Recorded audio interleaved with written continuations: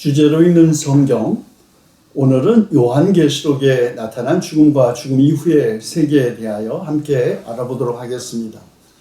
신약성경에서 요한계시록만큼 독자들을 매료하면서도 또 동시에 당혹스럽게 하는 책은 없을 것입니다. 요한계시록이 아주 매혹적인 것은 세상에 종말이 닥치고 하나님이 세상에 진노를 쏟아내 대규모의 재앙과 파멸을 내려 모든 악의 세력, 즉 사탄과 그의 사자들, 나아가서 저승과 사망 그 자체까지도 철저하고도 가차없이 멸망시킬 그때에 일어날 광경들을 우리에게 보여주기 때문이죠.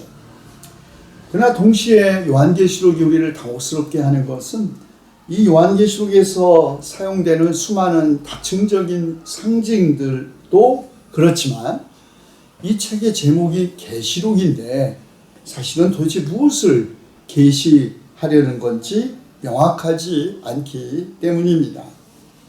그래서 기독교 역사를 통틀어 오늘에 이르기까지 수많은 학자들이 요한계시록에 대한 아주 서로 극단적으로 대립하는 견해들을 제시해 온 것이죠. 과연 요한계시록은 미래에 일어날 사건을 그대로 묘사하고 있는가? 이른바 적그리스도는 조만간 나타날 것인가? 그리고 숫자 666으로 대표되는 신비로운 짐승의 정체는 무엇인가? 우리가 살아있는 동안에 대우주적인 대파국 곧 아마겟돈이 일어날 거라고 볼 수 있는가? 계시록에 나오는 짐승이나 혹은 숫자 666이 역사상 드러났던 수많은 독재자들, 히틀러나 사담 후세인이라고 그렇게 해석하고 주장하는 것은 올바른 일인가? 이런 수많은 질문들을 중심으로 논쟁들이 있었지만 사실 어느 것도 맞는 해석은 없었습니다. 미리 말씀드린다면 요한계시록은 성경의 모든 다른 책들과 마찬가지로 사실은 당대 사람들을 염두에 두고 쓴 것이지 미래를 예언하는 그런 비책이 아닙니다. 따라서 저자가 어떤 의미로 이 책을 썼는지 이해하려면 우리는 요한계시록을 해당 시대의 역사적 맥락에서 살펴보아야 합니다. 무엇보다 우리가 주목해야 할 것은 요한계시록의 저자가 요한복음서 저자와 동일한 인물이 아니라는 것이고 이 계시록의 저자는 당시에 유행했던 묵시문학이라는 그런 문학적 장르를 차용하여 묘사하고 있다는 것입니다. 묵시문학 형태를 취한 글들은 요한계시록만이 아니라 마카베오 전쟁, 그러니까 약 주전 2세기부터 기원 후 2세기까지 400여 년간 크게 흥한 이른바 문학적 장르였습니다. 요한계시록 외에도 제1에녹서, 다니엘서, 에스라 사서 등도 이른바 묵시문학의 장르에 속하는 작품들이죠. 그런데 우리가 요한계시록을 비롯한 묵시문학에 관심을 기울이는 까닭은 후대에 기독교가 받아들인 천국과 지옥 개념이 바로 이 계시록에 나오는 천국 같은 예루살렘, 성도들이 영원히 거할 장소, 진주로 된 대문과 금으로 만든 길에 있는 휘황찬란한 도성, 그리고 죄인들의 종착지인 영원한 불바다에 대한 그런 무시무시한 묘사에 깊이 영향을 받았기 때문입니다. 그래서 요한계시록에 드러난 사후 세계관을 우리가 이해하려면 요한계시록 이야기의 그 전체적인 흐름을 파악해야 합니다. 요한계시록은 그리스도의 환영인 인자 같은 사람이 나타나 소아시아에 흩어져 있는 7교회를 격려하고 권면하는 편지를 쓰라고 지시하고 또 앞으로 목격할 환영을 미리 설명해 주는 장면으로 시작합니다. 본격적인 계시는 요한계시록 4장에서부터 시작되죠. 하늘 보좌 앉으신 하나님의 손에 7개의 인으로 봉한 두루마리 문서가 들려 있습니다. 그런데 죽임을 당한 어린 양, 곧 그리스도가 하나님에게서 그 두루마기를 넘겨받아 봉인을 하나씩 차례로 떼어가죠. 그때마다 이 땅의 전쟁과 기근, 경제적 붕괴, 죽음 등 대규모 재앙이 하나씩 벌어집니다. 그리고 마침내 6번째 인을 떼자 우주적 재앙이 벌어지죠. 태양은 검게 변하고 달은 아주 붉은 핏빛을 띠며 하늘에서 별이 후두둑 떨어지는 그런 변화가 옵니다. 우주적인 대파국이죠. 그런데 7번째 봉인을 떼자 아주 새로운 일련의 재앙이 나타납니다. 자연재해, 무시무시한 짐승들이 나타나 세상을 황폐하게 만들고 이른바 적 그리스도가 거짓 예언자와 함께 출현하여 우주를 파멸시킵니다. 그러자 하늘에 있는 그리스도와 그가 이끄는 천국의 군대와 함께 최후의 우주적 전쟁을 일으키고 순식간에 그리스도는 압도적으로 승리하여 짐승과 거짓 예언자들을 유황불이 붙는 바다 같은 못에 던져버리죠. 그 후에 그리스도는 신앙 때문에 죽임을 당한 수많은 순교자들과 함께 이 땅을 1000년 동안 다스립니다. 그리고 그 1000년이 흐른 후 사탄은 잠시 풀려나 이 땅에 일시적으로 환란을 일으키지만 마침내 붙잡혀서 불바다에 던져지고 그곳에서 짐승과 거짓 예언자들과 함께 밤낮 괴로움을 받습니다. 그리고 그 다음에 최후의 부활이 이루어지죠. 모든 인간이 심판을 받기 위하여 죽음에서 일으켜집니다. 그런데 생명책에 자기 이름이 기록된 자들은 상을 받고 생명책에 기록되지 않은 사람들은 불바다에 던져집니다. 그리고 하늘에서 새 예루살렘이 이 땅으로 내려오는 것으로 마무리되죠. 그런데 이 새 예루살렘은 온통 금으로 만들어졌고 사방에 진주로 만든 대문도 있는 넓이가 약 1500평방마일, 그러니까 약 3800제곱킬로미터에 달하는 아주 엄청나게 큰 곳입니다. 하나님과 그의 어린 양이 빛을 발하기 때문에 더 이상 불을 밝힐 필요가 없고 더 이상 두려움도 어둠도 고통도 불행도 고난과 눈물도 없는 영원한 기쁨만 누리는 그런 새로운 세계, 선이 영원히 다스리고 의로운 자는 그 빛에 영원히 거하게 되는 그런 세계가 온다는 것입니다. 자, 이것이 요한계시록의 일반적인 개강의 전개입니다. 아주 난해하고 때로는 긴장되고 때로는 충격적인 그런 환영들이 등장하는 계시록의 여러 장면도 사실은 종말의 때에 일어나는 일들이 순서대로 기록된 것은 아닙니다. 우리는 요한계시록도 앞서 다른 성경과 마찬가지로 당대 상황을 반영하고 있다고 말씀드렸죠. 예를 들면 7머리 달린 짐승, 그것은 바로 7 언덕 위에 세워진 도시로 유명했던 로마를 상징하는 것입니다. 로마는 궁극적으로 하나님의 적인 사탄이 지배하는 도시, 이 땅의 경제적 착취 그리고 기독교도에 대한 박해, 그 모두의 책임이 있는 도시입니다.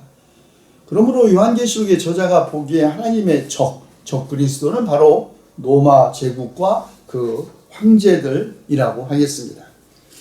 특히 주 54년부터 68년까지 통치한 네로 황제, 그리스도인들이 로마의 역대 황제들 가운데 최초의 대적으로 간주한 인물이었습니다. 그가 추진한 아주 무자비한 기독교 박해가 참혹한 피해 순교를 불러왔기 때문입니다. 그런데 그의 이름 카이사르 네론, 이 단어를 히브리어 숫자로 변환하면 666이 된다는 것은 그렇기 때문에 우연이 아닙니다. 요한계시록에 나오는 숫자 666은 그 단어 알파벳 하나마다 그 숫자가 있는데요. 그 숫자 값을 세마는 해석법이 인바 게마트리아라는 고대의 문학 해석 형식을 따라 네로 황제를 빗대어 표현한 것입니다. 그런데 한때 한국교회에서 666이 마치 무슨 악마의 바코드 번호처럼 그렇게 오해된 적도 있었죠. 그렇다면 요한계시록의 이 상징들은 독자들이 은유적으로 해석하도록 의도된 것이라고 하겠습니다. 짐승이나 음녀가 로마 제국과 로마의 황제들을 의미한 것이듯이 불바다, 불의 못도 죄인들을 기다리고 있는 영원한 고문이 아니라 다음 생에 어떤 희망도 없는 죄인들의 완전하고도 영원한 궁극적 소멸의 상징이라고 할 것입니다.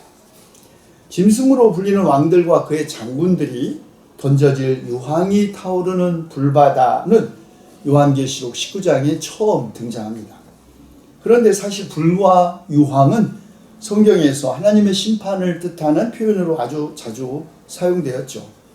창세기까지 거슬러 가면 우리는 하나님께서 소돔과 고모라를 불과 유황을 피처럼 내림으로써 심판하셨고, 또 에스겔은 신비로운 고개 왕국이 종말의 때 비슷한 운명을 맞을 것으로 묘사합니다.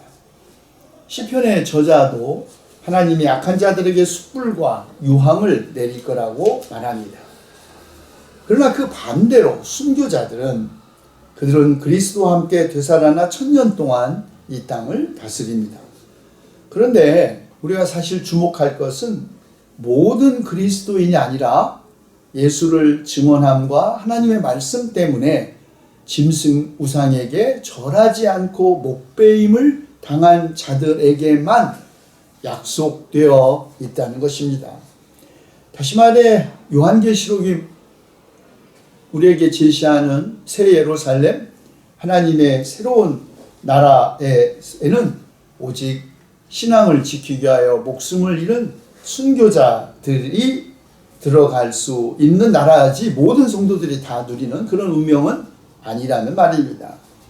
물론 모든 성도들, 그들도 따로 영광을 누릴 날을 맞겠지만 그날은 곧 하나님의 마지막 우주적 대심판이 있을 때에는 오직 순교자들만이 그리스도와 함께 이 땅에서 천년의 시간을 누린 뒤에야 다른 성도들도 같은 운명을 누릴 것이라는 말입니다.